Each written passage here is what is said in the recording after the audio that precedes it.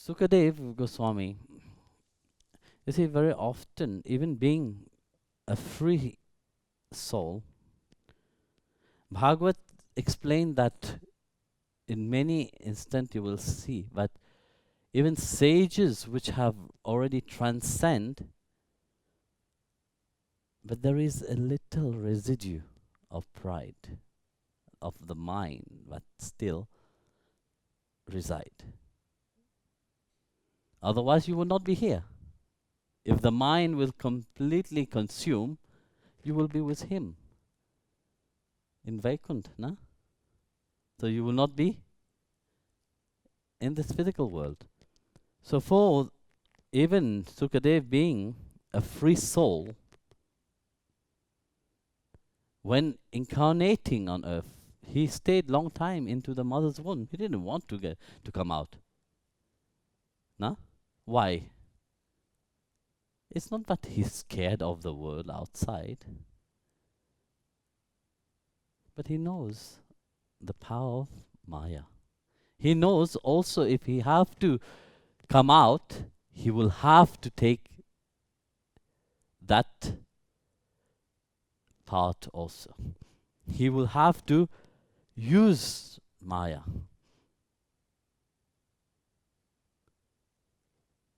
So because of that, he stayed inside the mother's womb for 12 years, or something like that. Long time.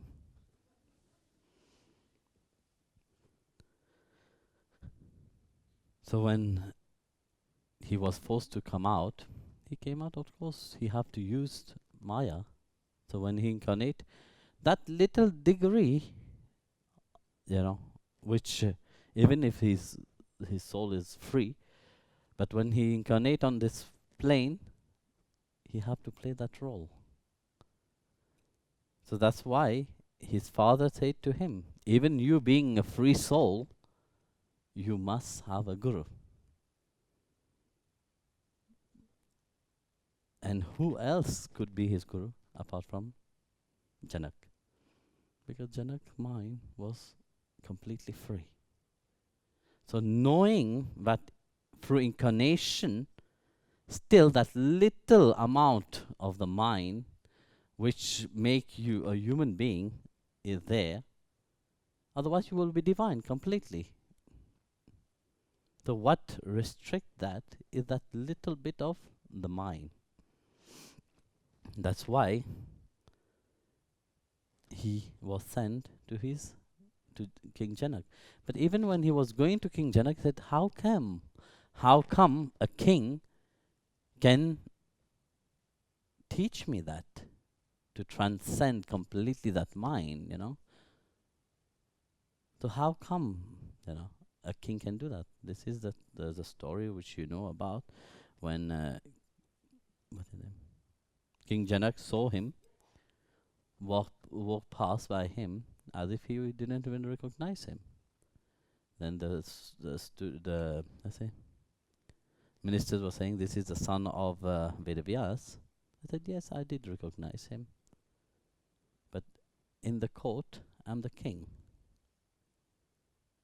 And the king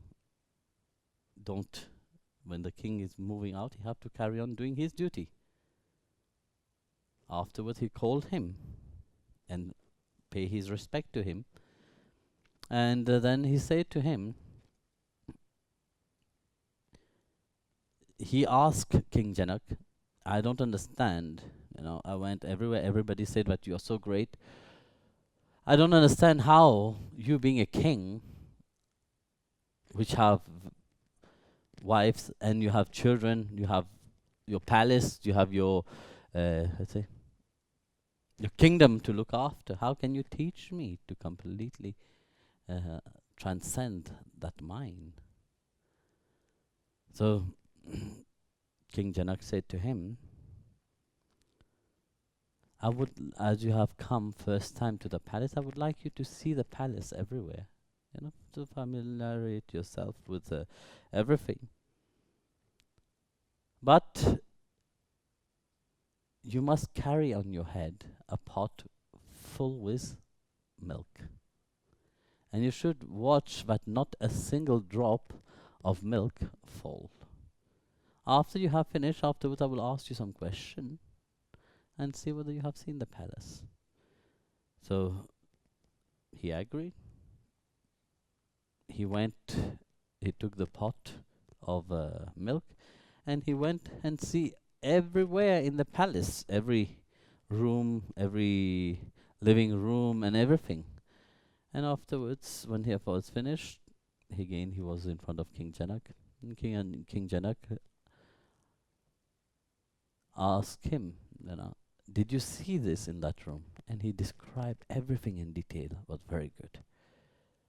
Then again he asked him about the living room. How was it? He explained everything what he saw. The bed in that bedroom was like this, another bedroom was like that. Everything in detail, perfect. So he was very happy. Then King Janak asked him one question. And he said to him, when you were watching and looking about everything in the palace, where was your focus and concentration? Were you focusing on what you are looking, or are you focusing on the pot of milk which is filled to the brim so that they don't fall? He said, my focus and my concentration was on the pot of milk. Even if I'm seeing everything, but yet my focus and my concentration was on the cup of milk, so that it don't fall, like you have said. Not a single drop may fall. If a single drop falls, but you cut my head off. So I was watching upon that, but there is not a single drop.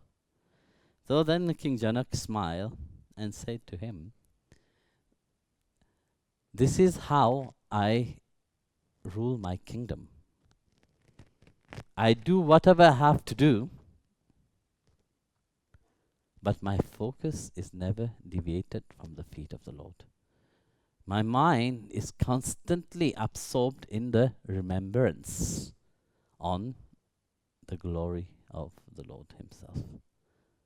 So I can do whatever I have to do, as a king, as a father, as a husband, but yet my mind is not attached to anything what I do. So in that,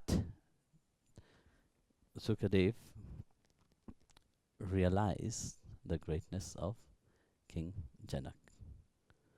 And this is how also he learned to transcend that little bit of mind, which when you incarnate, even being a free soul, can make you fall also.